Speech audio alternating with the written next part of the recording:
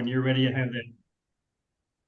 I have that picture ready for you, Todd. This is Todd McLaughlin. We're part of the daily men's devos sponsored by SKP Camp, and we're excited to have Todd with us. Todd is a physician's assistant from Charlotte, North Carolina. Actually, you live in Mooresville, and three beautiful children. We've gotten to know your son, who is Bo, and we are very, very happy to have had history with Todd. He's been part of our board since the very beginning, and he handles our finances. So I'm more than happy to toss that responsibility over to North Carolina and not have anything to do with money and let him be the one who oversees that. He does it quite well. Other than a physician's assistant, he takes his medical uh, abilities to other camps. I guess the other camp besides ours would be, and I always get these two words confused. Is it Camp Swamp or Swamp Camp? Camp Swamp. Camp Swamp Works. Okay.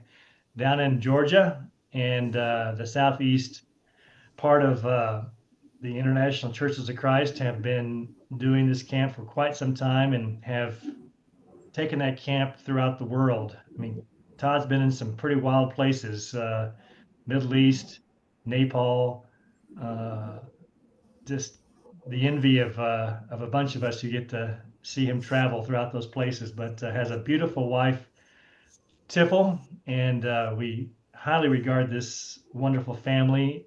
Currently, Todd has been involved in helping get a new leadership structure there for the Charlotte church. And even this next week or two, they're interviewing people. And you got to have somebody who's behind the scenes working the controls. And that's what Todd and his circle of leaders have been doing, is to interview and get that going. And much appreciated, Todd, for your work and your contribution to the kingdom as well as just our camp. And we'll toss it over to you. Thank you, gentlemen. It's an honor. This is an amazing series of devotionals and so on. The times I get to participate have been enriching and encouraging. The input and experiences are just wonderful. I look forward to it. The ones I miss, I can't wait to get online. Bart, I thank you for your leadership in this and the effort it takes to figure all out that the technology of this and to keep us going in a very smooth way, guys. So again, it's an honor. Um, I tell you what, I just spent a week at Camp Swamp in South Georgia last week, and I've been doing that for about 17 years. The impetus and start of it was my practicality. I needed to find a way to pay for my kids to get to camp.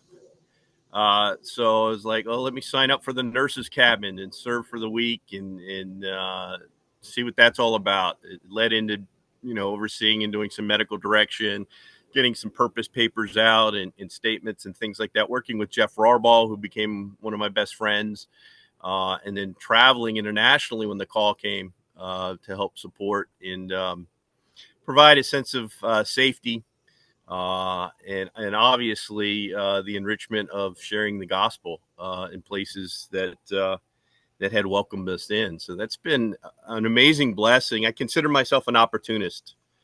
Um, you know, uh, I don't dream very big. Everything we have here is part of my wife's dreams. She wanted an outdoor back area with a place to put a fireplace, a a house without the front facing garage, and that was it.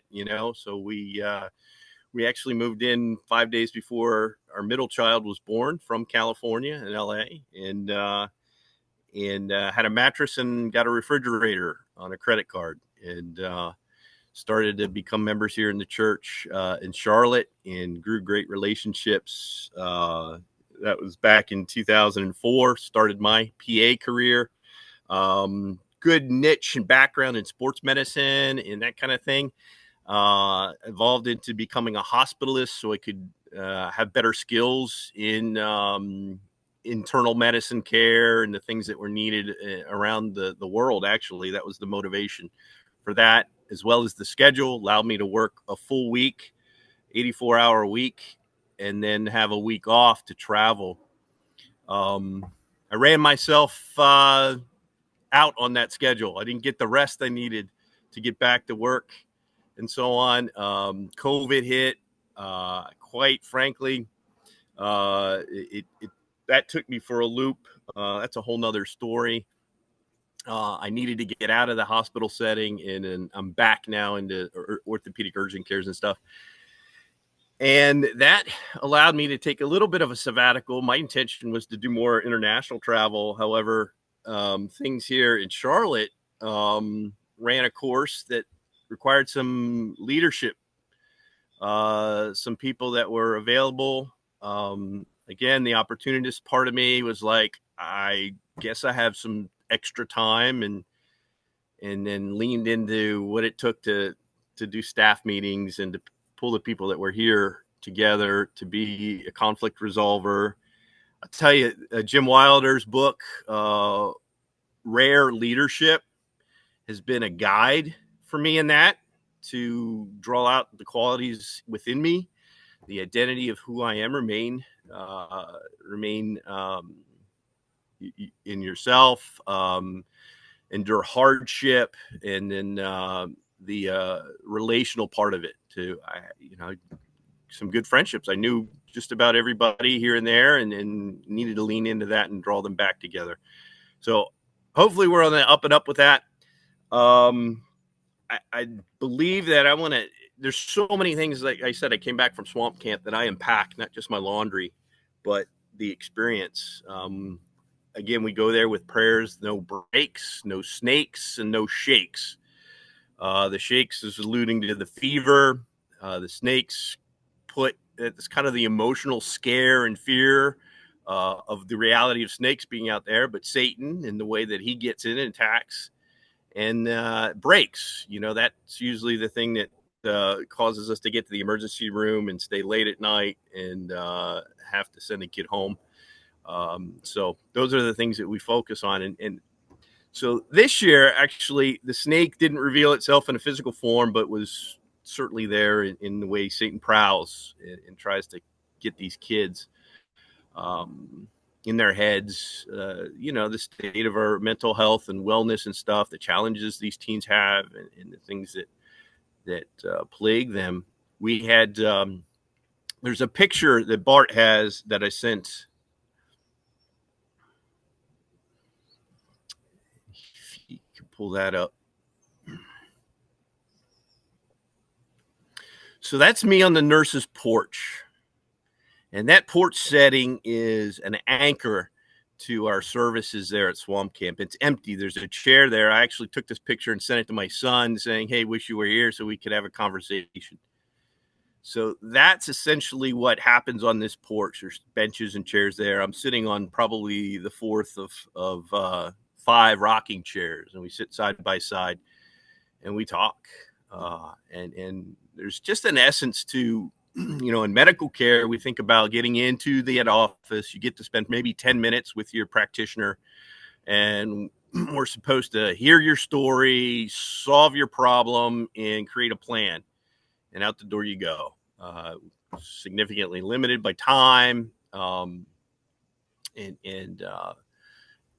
some resources and stuff like that. So it's quite, abrupt and so on. What this picture represents is the waiting room.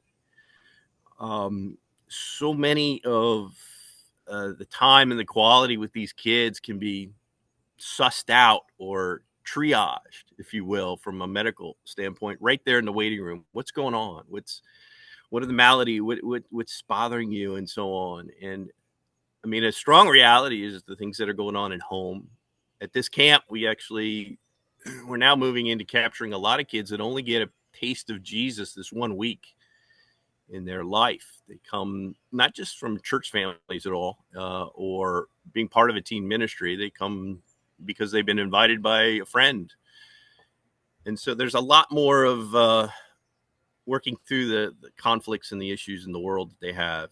And it manifests itself in physical maladies and so on. We probably familiar with the book, The Body Keeps the Score, and how,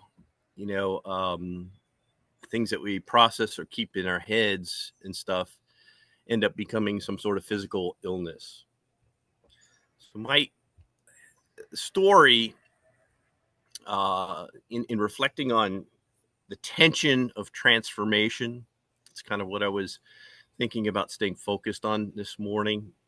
Will alluded to the benefits of physical exercise, stretching, and so on. And that physiology, we stretch a muscle, we pull it, we actually break down some of the fibers to increase its ability to become stronger, greater cells, better proteins are brought into it, and so on, and it grows under tension and stress. We don't necessarily like that. I'm not a big fan of getting up and being physically active, just for the simple aspect of working out. I'd like it to be a little bit more purposeful with yard work and stuff like that. My recovery is diminished and stuff, but there was a time where it was super beneficial, energizing, and encouraging to me, and I try to promote that in all parts of our life, even spiritually. There's a part of that. Interestingly enough, too, when you break down our SKP acronym there, Sunkekos. We use that word Sunkekos, and it means to suffer. We pulled out the Greek part of that, suffer well together. The word tension is sunoche, Sunoche with the tilde on it in Greek. And that's stress or tension. And so again, the focus, the transformation or the transforming tension in our lives. Another story too is like is the work of building a church or sustaining it, remodeling it, reforming it, whatever you may call it. In our prayers and our deacon team are ones of asking for God to give us strength, and we become weary. I think that's a relational part with all of us here as we get out close to our 60s or push beyond that we do become weary in the battle. We do feel the tension, the difficulty of getting out of bed. There may be some depression creeping in, and I know I felt some of that. The prayers are, okay, God, I'm ready to go. Take me back to heaven. So that's a valid homesickness. We're part of heaven. And to long for that isn't wrong. Paul writes about it. To live is Christ and to die is gain. There's a reality in that. So a story I have to tell too is, as I sat on this porch one evening, we do our morning intakes for the swamp camp, and the kids come in, and immediately we can identify some of the concerns that we might have through the week. There was a young boy, his name is Noah. He looked like the catcher from The Sandlot with Rory McIlroy's mop hair. And he was kind of abrasive. He was condescending to his cabin mates and so on. And he had a big old North Carolina accent and wasn't very aggressive, but just his passive digs and so on. I could label him as a bully. He didn't belong to a fellowship. He was invited by another friend in and so on. And he had a backstory that not all the kids knew about in his cabin and so on. So that first night he actually got into, he essentially poked the bear. There was another kid that was 6'5" from the suburbs of Atlanta, big basketball player, and he wasn't taking any of the insults. And we had to separate them immediately. So that was day one. Day two, continue to lead into some full polarization of this individual, Noah. And then day two, he was in our nurse's cabin with aches and pains and just couldn't walk around, complaining about inguinal pain. This led to concerns about, does he get, a quick tick bite? Does he have Rocky Mountain spotted fever? All these things, trying to get him hydrated. And then came the rumor about drug paraphernalia. counselors, they're pretty heady. They're watching their kids, loving up on them and stuff like that. But this was brought to our attention. Nothing hard in evidence wise to condemn him, but questions needed to be asked. So he found himself up to the nurse's cabin more regularly after he wasn't getting hydrated well. Simple Tylenols and ibuprofen weren't helping. And he seemed to be, again, polarizing from the other kids in his cabin, and essentially only the counselors were, tending to him. And so it came to be on the third night, he broke down, finally got a chance to grieve. His mother had died a month before camp. This kid is 16 years old. His mother died of a drug overdose. And his breakdown was as real and raw as it could be, wailing and sobbing. His counselors rallied. His cabin mates gradually inquired about what was going on, and there was a group of us on that porch listening. He has a 4-year-old brother with special needs, nonverbal. So he was just distraught about his mother not being able to take care for him, who was going to meet his needs. He became very self-deprecating in the sense that why was he spared and his mom taken? He lives with a grandmother now, I guess, and there's some challenges there. He finds that his grandmother is old and disrespected. He talked about and shared about her struggles with going out in the community and being too slow or laughed at. His stepfather died 3 years ago. And then he had an uncle that was in his life that died about 4 or 5 years ago. He was just in a puddle of despair and no hope. And we didn't interject. There wasn't a lot of consoling. I lump in my throat. Where do I go with this kid? His needs, we put hands on him and we listened. And we did what we could to allow him to continue to express his grief. And this is about an hour and a half into this, and tears are flowing from everyone and so on. And we got to a point where we could catch our breath. He caught his breath. I mean, he was almost hyperventilating and so on, but caught his breath. Otherwise, he's a very strong kid. Loved to fish. So we brought some elements of hope. Okay, listen, where do you live? He lives 8 hours away. How did you get here? Well, grandma and so on, they can't come down and get him. So we formulate, if you need to go home, we can take you home. We'll leave tonight. We'll drive. We formulated a plan to give him a little bit of hope if that's what he wanted. We talked about, maybe at least sleeping and staying the night. You don't want to get a last cast in, go fishing in the morning. He liked that. Again, the counselors and the brothers around there were willing to do whatever it took. So we paused, we prayed, and we got some sleep that night. He got up early with the counselors, went fishing, enjoyed it, started to see some ability to relate, shed the malady, the malaise, the things that come with dehydration and so on, and was somewhat re-energized, encouraged, wanted to stay. So we pushed off this, need to drive him back. He finished out the week. It was quite a transformation, the kindness that he began to share with the others. No more insulting, no more protection. And it was just a great victory in that tension of the time and stuff like that to get through this together with him.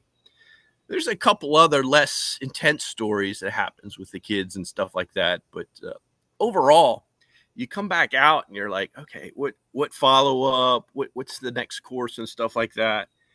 And it's a great sense of purpose in being able to get out there and have that experience, to have heard people wailing and face death and be amongst that.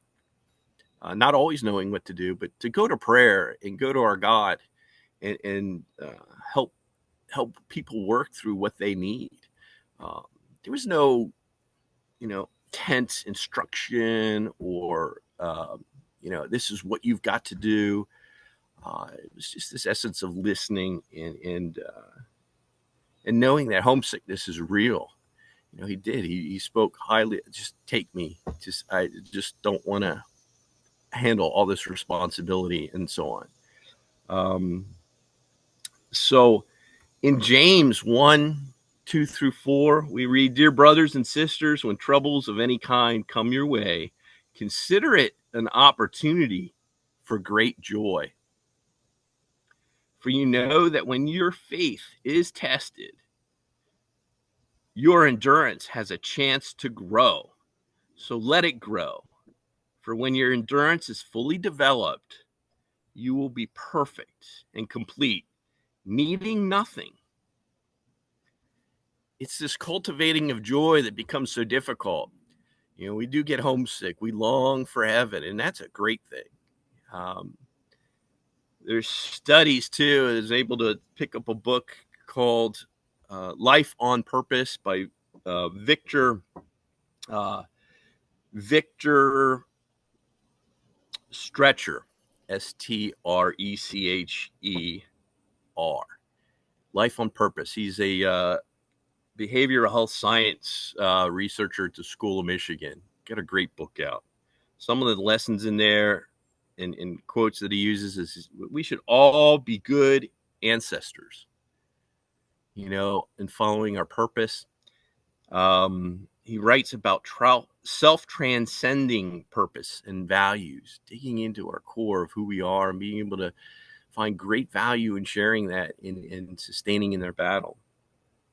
The other thing is John, the prayer that Jesus prayed at the trials that he was facing before he was going to be sequestered and taken off to be crucified. In John 17, verse 15, this is a prayer of divine strategy. We talk about being warriors and so on in the direction. Man, this was a strategic prayer. Don't take them out of the world, but protect them from the evil one. That gives me great purpose as to why I'm still here on earth and why I have to endure this battle and be purposeful. He was keen on knowing that the disciples, that which he had trained and so on, were going to be led into greater trials. But he encouraged them with that near final prayer. So the book that this guy writes has a great story about trials and suffering, great identification of our purpose and what matters. Another great point that he writes, and I know some are writing books and planning on creating memoirs and stuff like that. He says to write your book review first. Think about what you want from this endeavor. Write your book review first. So you're reflecting back on the result, and that allows you then to deeper dive in. There's a study that he uses to support this too. People were put a 25-pound backpack, and they were tested in their endurance in climbing a slope.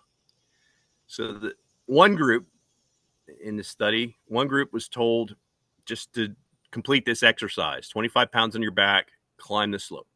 The second group was given the 25-pound backpack, and they were told, this carries expensive, well-needed materials that we have to get from point A to point B. They were given a purpose. And when they rated their exertion and the success rate of this accomplishment, it was equivalent to near a negligible slope. Their physical accomplishment was negligible in the obstacle that they perceived in their mind. That promotes the value of our purpose when we can focus and aim towards that. So I leave you essentially with that. Just there's so much that I'm still unpacking with that. the thoughts and stuff. I pulled this up too when I talked about ancestry. Bart sent me the memorial here of our favorite Doc Holliday, and I keep that near to my desk and so on, and think about what I would have on my tombstone with the values and purpose that I have in my life. So, amen.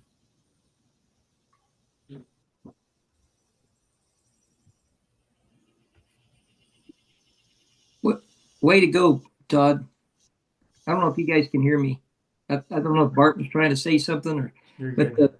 you just brought it today, bro. I mean that was just so. What a great story, compelling story. Thank you for what you're doing for those kids, and man, I'm gonna get that book. It's a great book, and just I need to hear that so many times over and over again about just being able to sit there and listen, and the whole metaphor of wanting to leave and go back, and just I think what you said was the last cast. I think that could be a whole nother book too, you know. And appreciate your example. You are a model, uh, you know, to look at of a man of just great integrity, thoroughness, just follow through. I mean, you're appreciate you. Love you. Amen. Who else? God, I really, it's great to hear you. It's been many, many years since we've talked. And I think I remember seeing your wife in St. Louis, and we had that one big thing, I don't know how many years ago. But really appreciate your talk. And I think, God has really blessed you and blessed your life, uh, the impact that you're doing and you're having, and with your family. And with all these experiences, it's very inspiring. And I appreciate your thoughts. It's always good to hear how we need to not resist the tension. We need to embrace it. It's an opportunity for growth, and I've been thinking a lot about this whole concept of purpose too, because as you get older, as I'm getting older, Mm-hmm. um, I'm wondering, what should I be focusing on? What should I be doing? Um, and sometimes it's just being still and listening. But I'm still working, and it's a challenge at times, but there's just opportunities to grow. And but very very thankful to hear your voice and hear the stories. And just a reminder of all there's many people that have great needs that need Mm-hmm. someone to listen. So. Amen. Thank you. Good to see you, Dave. And this look is, man, I'm copying you all the way. I think we're part of the Bald Eagles Club. You guys are Yeah. getting you're having to catch up with us later on in life. So, Repent. hey Todd, it's wonderful to have speakers on this thing that come with their degrees and wonderful experiences, but it's a totally different thing when someone that's among us or of us to come to the table and share what they're going through in their life experiences. And that's what you delivered today. You're of us. We are perhaps more of a family than most. And I really appreciated just the focus on not just tension or the stress that we may be able to help others with, but that porch that you showed, you're actually prepared for it. So you have the 5 or the 6 rocking chairs and you're ready for that. And so that's a Yeah. challenge to me in my day. Hey, we're here to help people, you know, get the knots out of their tails. That's kind of how I say it. But Yeah. to be ready. God will put people in our lives to be good listeners for. And but I really appreciated you going deep with that story about Noah. I mean, that'll stick with me for quite a while. And it's just that one person, that may be sidelined. And I've actually seen in my stories with a lot of you guys, Will is really good at this. He'll just grab a sideline guy and just pull him in tight. And I get very inspired when I hear Will's stories like that. But wonderful, wonderful time, guys. I really appreciate you being here. Tim is one brother who just joined us here late. Tim lives here in Denver, and maybe later on I'll get to talk to you more about Tim, but he's been a real important player in my life here for the past 5 or 6 years. Lives just down the road. Anyway, tomorrow we have Jeff Kemp, former NFL quarterback, son of Jack Kemp. He's become a friend of our SKP community through the years, and you are more than welcome to share the Zoom link with other people. Tomorrow he'll come, and he's always very motivating, and just very blessed to have him encourage our story. And so guys, have a great day. Todd, thank you so much for going deep with us. We appreciate it. Love you. God bless you. We'll see you real soon. Love you guys. Be good. Thank you. Love you guys. Thank you, Todd. Thank you, Todd. Bye Yeah. now. Tim, I got your check, just FYI. I got to send mine. Sorry. That's all right. Thanks, Todd. Appreciate it. Talk Thanks, real gentlemen. soon. See you Yeah. guys. Love you. Bye now.